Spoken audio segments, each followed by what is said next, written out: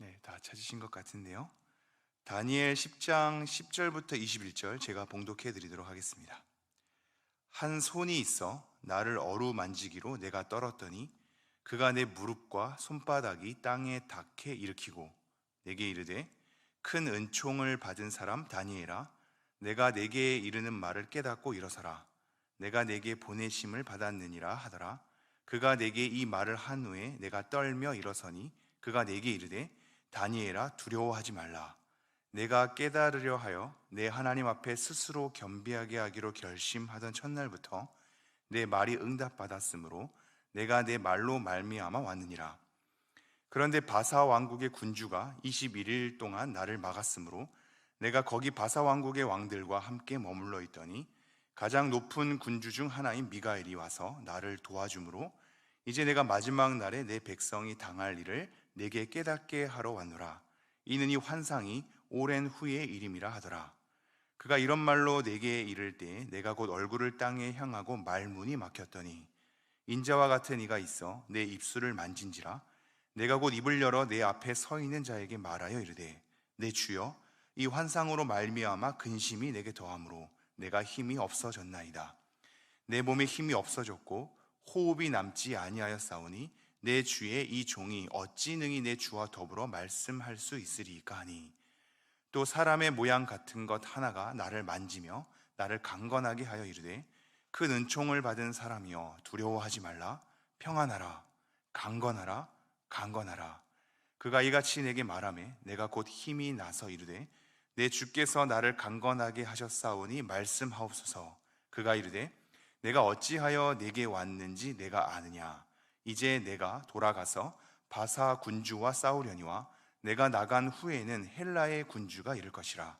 오직 내가 먼저 진리의 글에 기록된 것으로 내게 보이리라. 나를 도와서 그들을 대항할 자는 너희의 군주 미가엘 뿐이니라. 아멘. 저희는 계속해서 다니엘을 통해서 여러 환상을 가지고 우리에게 미래의 일들, 일어날 일들을 확인시켜 주시며 그 가운데 하나님께서 어떻게 이 역사를 끌고 가실 것인지를 보여주고 있습니다. 이 흐름이 되게 좋지 않습니까? 이 다니엘서가 시작되기 전에 사무엘 하였거든요.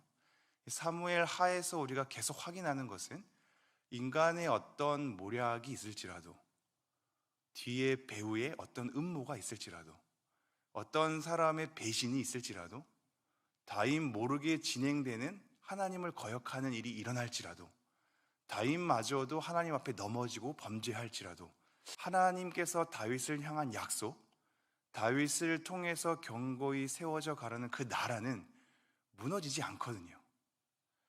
우리의 어떠한 것도 하나님의 뜻과 계획과 일하심과 이루고자 하는 일을 어그러뜨릴 수 없습니다. 사무엘 하에서 그것을 줄곧 보여주고 있거든요. 근데 그 이후에 다니엘서가 시작됐을 때 아무리 포로 기간 가운데 우리 나라가 망한 것 같고 하나님의 백성들이 버려진 것 같아도 포로기 동안에도 하나님께서 일하심을 우리가 보았단 말이죠. 지금 이것은 이스라엘 백성들이 깨닫기 어려운 지점입니다. 이스라엘 백성들은 망했고 포로로 잡혀갔으며 굉장히 종살이를 오랫동안 70년이란 기간 동안 언제 끝날지는 그들은 잘 깨닫지 못하는 그러한 생활 가운데 연이어졌단 말이죠. 그래서 마치 하나님께서 일하시지 않는 것처럼 원망을 쏟아낼 수 있을진데 하나님은 포로기 가운데서도 다니엘을 통하여 계속 일해왔음을 우리는 다니엘서를 통해서 확인한단 말이죠. 하나님이 우리 가운데 나타나지 않는다고 일하시지 않는 게 아니구나. 우리가 버림받은 것 같은 느낌이 있으나 하나님은 여전히 일하시는구나. 이거를 계속 확인한단 말입니다. 근데 다니엘이 환상을 보는 이 내용을 통해서는 뭘 알 수 있냐면 영적인 전쟁 가운데서도 하나님은 여전히 일하고 계시구나. 이걸 볼 수 있거든요. 인간의 어떤 모략과 배신과 죄악에도 불구하고 넘어지지 않은 하나님의 뜻과 계획, 하나님의 나라. 포로기라는 버림받은 것 같은 상황 속에서도 여전히 하나님은 하나님의 사람을 통하여서 일하여 왔던 것, 그리고 이것을 넘어서서 영적인 세계 가운데서도 하나님은 우리를 위해서 끊임없이 일하고 계시는구나. 그리고 마침내 승리로 이끌고야 마는구나. 이거를 볼 수 있단 말입니다. 이 하나님의 신실하심이 보이십니까?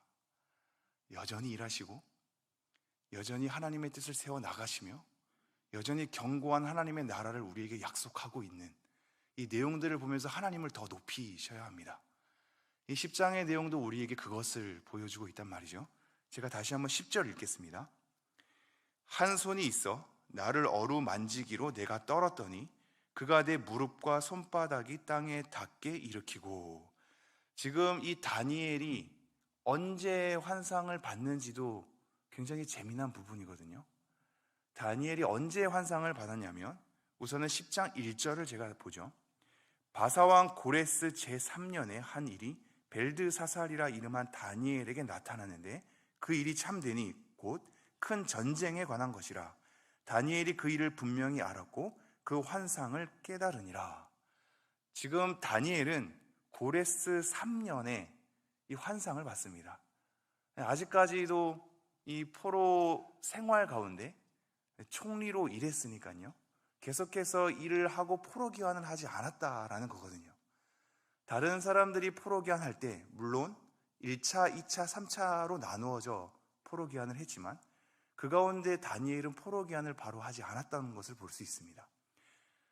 이 포로지에서 생을 마감했는지 아니면 느헤미야 10장 6절에 가면 다니엘이란 이름이 3차 때 등장하거든요. 이 다니엘이 그 다니엘인지는 모르나 앞서서 초기에는 포로 귀환하지 않았단 말이죠. 이게 의미가 있지 않습니까? 모두가 포로 귀환하는 것만이 하나님의 뜻은 아닙니다. 하나님의 뜻은 보다 깊고 넓어서요, 포로 귀환하는 사람이 있고 포로 귀환하지 않고 그 자리에서 일하는 사람들이 있죠. 마치 에스더가 그렇듯 말입니다. 우리가 기독교 역사 가운데 우리 개신교가 카톨릭이라는 뜻에서 개혁을 일으켜서 내쫓김을 당하지 않았습니까? 근데 다 나온 것이 아닙니다. 카톨릭 그 안에 머물러서 개혁하는 자들이 있었거든요. 나가는 자들도 있고 머무는 자들도 있습니다. 나가는 자만이 다 옳은 것도 아니고 남아있는 자만이 다 옳은 것도 아닙니다. 각자의 부르심대로 걸어가면 됩니다. 나가서 개혁을 일으키는 사람은 개혁을 일으키면 되고 남아서 개혁을 일으킬 사람은 개혁을 일으키면 됩니다. 각자의 부르심 가운데 걸어가는 거거든요. 포로 귀환하는 사람들은 포로 귀환하면 되고 포로지에 남아서 하나님 앞에 끝까지 매달려서 그 일을 하는 사람들은 또한 그렇게 삶을 살아가면 됩니다. 이 다니엘을 통해서 그걸 볼 수 있거든요. 다니엘은 남아 있었습니다. 남아서 환상을 받았으며 그 환상을 통하여서 자기의 갈 길을 알았던 사람이란 말이죠. 그렇게 해서 마지막 날에 있을 큰 전쟁에 관한 환상을 받는 것이 바로 이 10장의 내용입니다. 이 히데겔 강가에서 본 환상은 10장부터 12장까지의 줄곧 이어지는 내용이거든요. 그 가운데 6절에 등장한 굉장히 몸, 눈, 눈빛, 발, 이러한 표현들이 이미 어제 확인했다시피 계시록에서도 등장하고 에스겔 1장에서도 등장하는 이 표현이 다 예수 그리스도를 상징하고 있단 말이죠. 이렇게 예수 그리스도의 위엄 앞에 압도당해서 엎드려졌단 말입니다. 거의 혼절했죠. 땅에 엎드려진 상황, 이러한 상황 가운데 10절이 등장하는데 제가 10절 다시 한번 읽죠. 한 손이 있어 나를 어루만지기로 내가 떨었더니 그가 내 무릎과 손바닥이 땅에 닿게 일으키고. 완전 엎드려져서 혼절한 상황 가운데 힘이 다 빠져서 내 스스로는 일어날 힘이 없는 상황. 여러분, 이거를 잘 표현을 염두에 두십시오. 하나님의 위엄 앞에 제대로 설 수 있는 사람은 아무도 없습니다. 우리 스스로 뭘 일어나고 뭔가 만들어내고 뭔가 이루어낼 수 없습니다. 우리 안엔 그런 선함이 없습니다. 하나님의 위엄 앞에 엎드려진단 말이죠. 혼절한단 말입니다. 그래서 천사가 와서, 한 손은 가브리엘 천사로 일컬어지는데요. 왜 가브리엘인지 이따가 다시 한번 확인하죠. 가브리엘 천사가 와서 나를 어루만지기로, 그리고 나를 다시 한번 손바닥이 땅에 닿고 무릎이 땅에 닿게, 엎드려진 상황에서 일어날 수 있도록 나를 일으켜 세운 거죠. 그러면서 11절 내게 이르되 큰 은총을 받은 사람 다니엘아, 내가 내게 이르는 말을 깨닫고 일어서라. 내가 내게 보내심을 받았느니라 하더라. 그가 내게 이 말을 한 후에 내가 떨며 일어서니. 큰 은총을 받았다. 이거는 은혜라는 단어라기보다 굉장히 아끼는 존재에 대한 표현이 좀 더 큽니다. 아끼는 존재, 내가 사랑하는 사람 다니엘아 일어서라. 내가 내게 보내심을 받았느니라. 이렇게 얘기하죠. 9장 23절로 가볼까요? 9장 23절 굉장히 유사한 표현이 등장합니다. 제가 읽어보죠. 9장 23절은 가브리엘 천사가 나타나서 하는 말인데요, 곧 내가 기도를 시작할 즈음에 명령이 내렸으므로 이제 내게 알리러 왔느니라. 너는 크게 은총을 입은 자라. 그런즉 너는 이 일을 생각하고 그 환상을 깨달을지니라. 비슷한 표현이죠. 이거 가브리엘 천사가 한단 말입니다. 큰 은총을 받은 사람이란 표현을 계속해서 반복하는 것도 가브리엘 천사입니다. 그래서 지금 이 한 손은 가브리엘 천사를 나타내는 것 같은데, 가브리엘 천사가 나를 일으키고 은총을 받은 사람이라고 표현하면서 깨닫고 일어서라 이렇게 얘기하죠. 그러면서 12절 이렇게 얘기합니다. 그가 내게 이르되 다니엘아 두려워하지 말라. 내가 깨달으려 하여 내 하나님 앞에 스스로 겸비하게 하기로 결심하던 첫날부터 내 말이 응답받았으므로 내가 내 말로 말미암아 왔느니라. 다니엘이 스스로 겸비했다라고 합니다. 겸비했다라는 것은 스스로 괴로움 속에 있었던 거거든요. 지금 이 다니엘의 상황을 조금 살펴봐야 하는데, 포로귀환한 이스라엘 백성들이 잘 되었으면 좋겠는데, 그 포로귀환한 이스라엘 백성들의 소식을 들은 다니엘의 마음이 무너졌습니다. 왜 무너졌냐면, 포로귀환해서 잘 될 줄 알았는데, 성전을 재건해서 잘 멋지게 승승장구할 줄 알았는데 그 성전 재건이 중단되거든요. 중단돼서 나중에 학계 스가랴 선지자를 통해서 다시 한번 촉구하지 않습니까? 지금 이 다니엘 마음이 무너진 것은 중단된 그 상황을 전해 들었기 때문입니다. 잘 될 줄 알았건만, 하나님 앞에 성전을 다시 짓고 신실하게 세워갈 줄 알았건만 무너진 이스라엘 백성들의 상황, 여러 가지 적대적인 상황 가운데 예루살렘 성전 재건이 중단되었던 상황, 이런 걸로 마음이 아파서 스스로 겸비, 괴로워하며 금식하며 하나님 앞에 자기 스스로 음식을 제대로 먹지 않은 채 기도하며 나아갔던 거거든요. 그렇게 스스로 겸비하기로 결심하던 첫날부터 내 말이 응답받았으므로 내가 내 말로 말미암아 왔느니라. 이것은 조금 설명이 필요한데요. 지금 가브리엘 천사가 언제 보냄을 받았다고 얘기하고 있죠? 그렇게 스스로 겸비하여서 기도하기로 결심하였던 그 순간에 이미 응답받았으므로 가브리엘 천사가 보냄을 받았단 말입니다. 여러분, 이 표현을 이렇게 생각하시면 안 됩니다. 지금 이렇게 표현을 보니 역시 다니엘이 결심하니까 응답을 받고 하나님께서 일하시는구나. 우리도 결심을 해야겠구나. 내가 결심을 해야 하나님께서 일하시는구나. 내가 결심을 해야 그제서야 하나님이 응답하셔서 일을 진행하시는구나 라고 생각한다면 성경 전반을 오해하신 겁니다. 이거는 그런 표현이 아닙니다. 우리가 결심해야 하나님이 일하시고 우리가 결심하지 않으면 하나님이 일하시지 않는다는 말입니까? 하나님은 그런 분이 아니거든요. 신학자들은 이러한 표현들 때문에 성도님들이 많이 오해할까 봐 굉장히 정정을 잘해 주었습니다. 그걸 뭐라고 얘기하냐면요, 마치 우리가 뭔가를 하기 때문에 결과가 일어나는 것 같은 이 느낌을 지울 수가 없거든요. 내가 뭔가를 하면 이루어질 것 같고 뭔가 하지 않으면 이루어질 것 같지 않은 모든 원인과 결과가 마치 나에게 있는 것처럼 내가 반응하고 결심하고 내가 의지적으로 무언가를 발휘해야 일어나는 것이 이 땅의 현상이니까 마치 이것이 나에게 달려있는 것만 같습니다. 그래서 여러분을 그렇게 촉구할 수도 있겠지요. 이것을 하십시오. 결심하던 순간에 응답받지 않았습니까? 여러분 기도하십시오.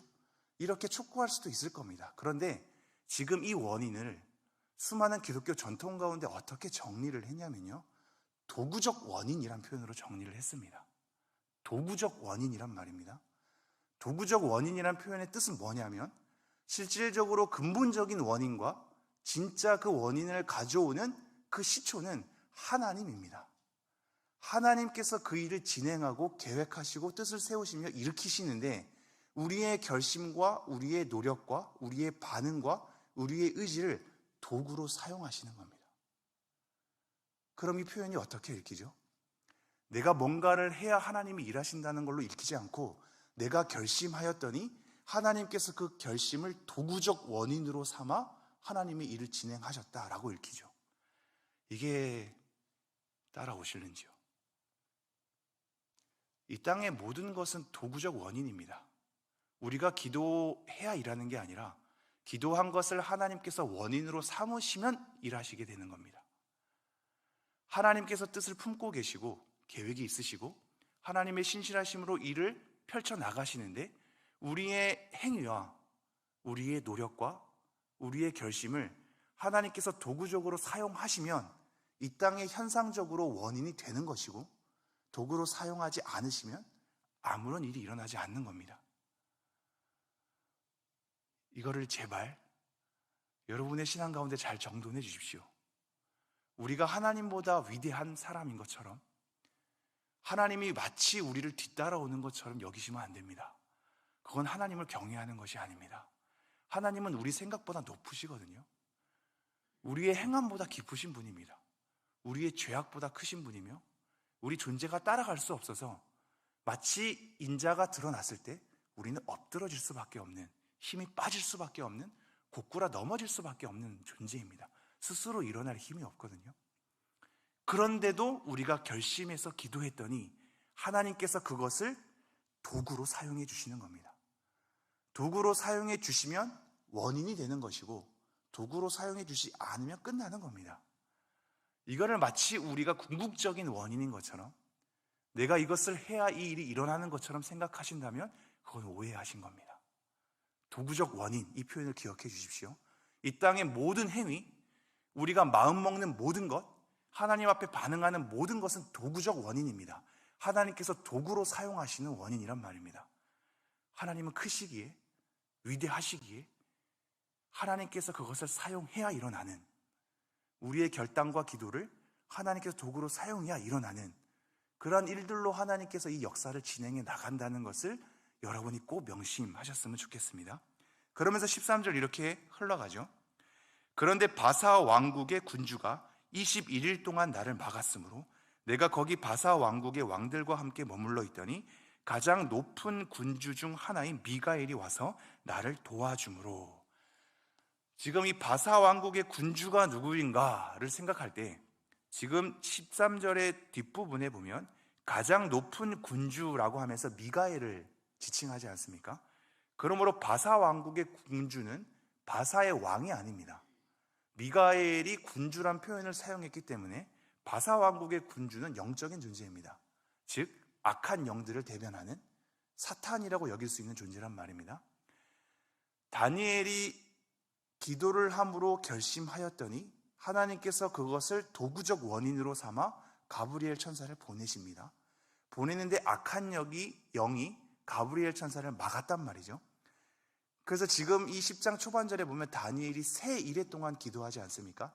21일 동안 기도하는데, 기도를 시작했던 그 순간 하나님께서 도구로 삼으셔서 천사를 보냈는데, 계속해서 천사가 등장하지 않다가 21일 날 끝날에 등장한단 말이죠.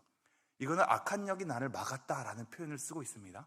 그러나 이후에 미가엘이 나를 도왔다, 이렇게 얘기를 하고 있죠. 이 표현도 한번 여러분 잘 생각해 주십시오. 지금 이것은 가브리엘 천사와 악한 영, 사탄이라고 될 수 있는 이 두 천사의 어떻게 보면 싸움이라고 얘기할 수 있습니다. 그런데 이러한 싸움이 등장하니 마치 하나님께서, 사탄이란 존재가 하나님의 일을 맡고 하나님이 겨우겨우 이긴 것처럼 좀 읽혀질 때가 많은데, 여러분 그렇지 않다고 제가 늘 말씀드렸죠. 사탄은 하나님 아래에 있습니다. 가브리엘 천사니까 이것이 막아지고 늦춰지는 것이지, 하나님께서 마치 사탄의 존재에 가로막혀서 이 일을 진행 못하는 것처럼 생각하시면 안 됩니다. 사탄은 그 아래에 있거든요. 하나님은 뜻이 있어서 가브리엘 천사를 보냈지만 사탄의 영향 속에서 21일 동안 더뎌지는 것을 허용하셨습니다. 그것을 허용하신 것입니다. 사탄이 잠시 동안 막는 것을 허용하신단 말입니다. 이 땅 가운데 모든 역사도 마찬가지입니다. 지금 사탄이 공중권세 잡은 자가 우리로 하여금 하나님 앞에 제대로 서지 못하라 우리를 괴롭히고 우리를 유혹하고 미혹하게 하는 것은 하나님이 당분간 그것을 허용하셨기 때문입니다. 마치 사탄이 하나님과 대등해서 지금 경쟁하고 싸우는 가운데 하나님이 겨우겨우 마침내 승리하는 것이 아니라 승리하는 것은 하나님께 보장되었고 그 더뎌지는 기간을 하나님은 허용하시죠. 하나님의 뜻 가운데. 그래서 천사와의 이 싸움을 하나님께서 21일 동안 늦춰지게 하는 것을 허용함으로 미가엘 천사를 보내줘서 그 일을 마침내 이끌어낸단 말입니다.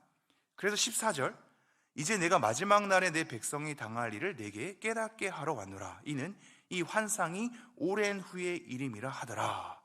마지막 날에 일어날 그 큰 일에 대해서 이제 깨닫게 하려고 다시 등장하는 거죠. 15절, 그가 이런 말로 내게 이를 때 내가 곧 얼굴을 땅에 향하고 말문이 막혔더니, 우리의 존재의 한계이죠.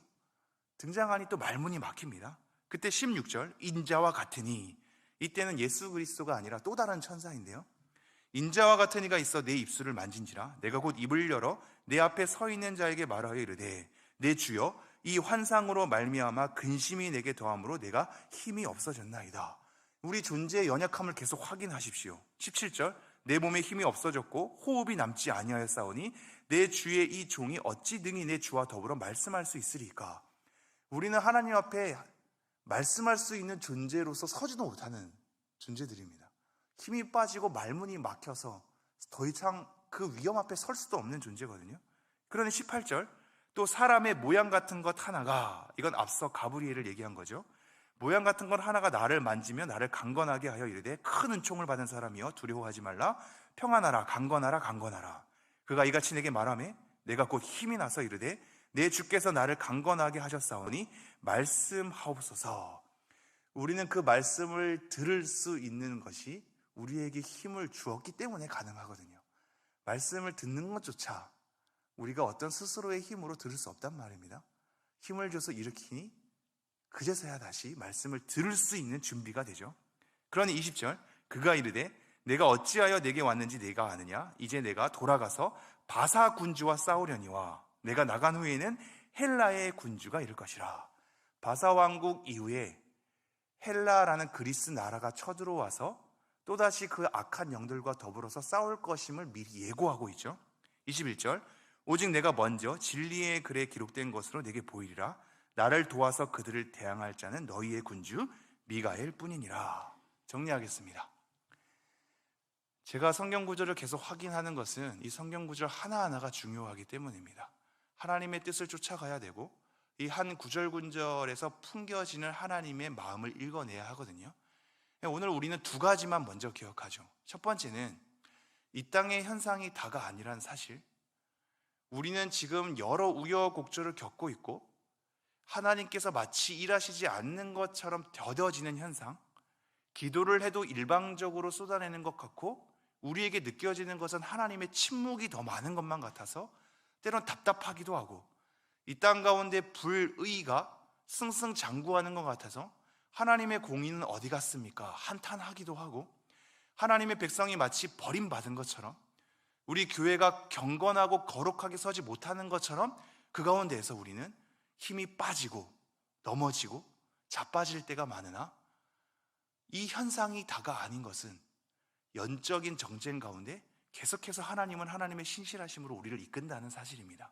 가브리엘을 보내주고 미가엘을 보내주면서 그 일이 더뎌질지언정 하나님의 허용 가운데 결국은 마침내 미가엘과 가브리엘이 그 일을 완수하고 마는, 우리에게 미래에 일어날 큰 일을 보여줘서 그 일을 대비시키고 마고자 하는, 말씀을 들을 수 있도록 우리를 준비시키는 하나님의 열심을 우리는 확인하셔야 합니다.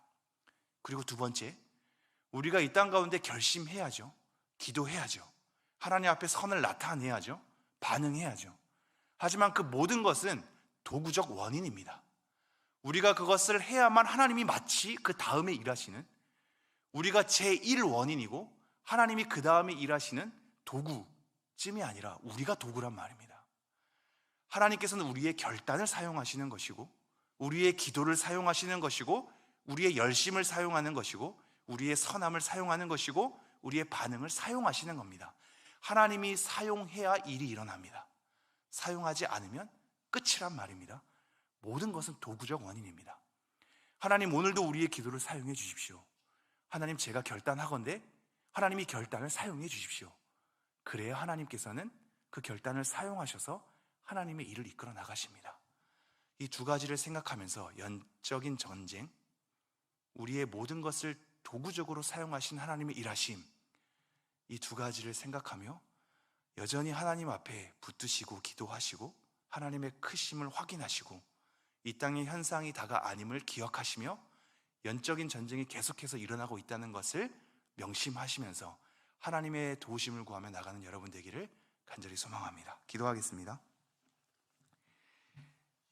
하나님, 오늘도 우리가 느끼고 확인하고 눈에 보이는 것이 다가 아님을 다시 한번 확인하게 됩니다. 하나님은 천사를 보내셔서 하나님의 일을 이루어내건대 영적인 전쟁이 계속해서 일어나고 있으며, 그러나 그것이 하나님의 신실하심에 따라 승리로 계속 일궈감을 우리는 다시 한번 확인하게 됩니다. 하나님, 감사합니다. 우리의 연약함에도 불구하고 하나님께서 신실하게 일하시고 그 약속을 지켜가시니 감사합니다. 이것 때문에 우리는 다시 일어날 힘을 가질 수 있고, 하나님의 신실하심 때문에 우리의 연약함에도 불구하고 실망만 할 수 없음을 다시 한번 기억하게 됩니다. 하나님, 오늘도 우리의 기도를 도구로 사용해 주시고 우리의 결심을, 우리의 선행을, 우리의 의지를, 우리의 반응을 하나님께서 도구로 사용하여 주셔서 하나님의 신실하심 가운데 그 모든 일을 하나님의 뜻대로 이루어가 주시옵소서. 그 하나님의 뜻을 우리가 다시 한번 생각하며 오늘을 살아가길 원하오니, 하나님께서 보장한 약속의 승리 가운데 우리가 그것을 바라보고 소망하고 기다리며 이 하루하루를 신실하게 살아갈 수 있도록 은혜를 베풀어 주옵소서. 이 모든 말씀 우리 주 예수 그리스도 이름으로 기도합니다.